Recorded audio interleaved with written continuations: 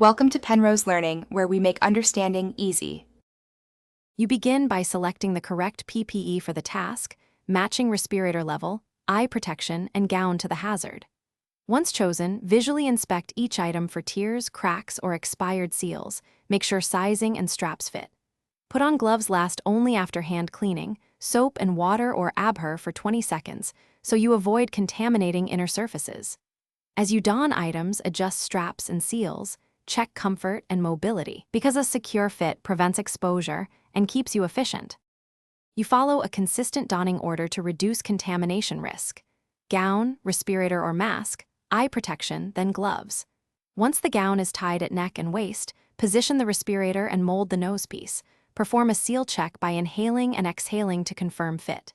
Next, place goggles or a face shield over the mask to protect mucous membranes. Finally, pull gloves over the gown cuffs to create a continuous barrier.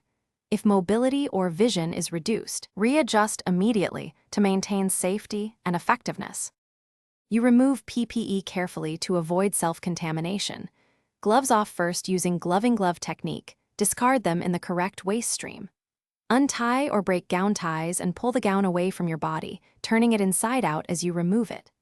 After removing eye protection, take off the mask or respirator last by handling straps only, never touching the front.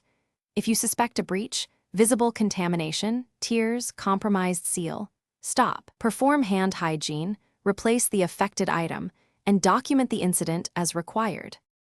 Thanks for watching. If this was helpful, leave a like and consider subscribing. See you next time.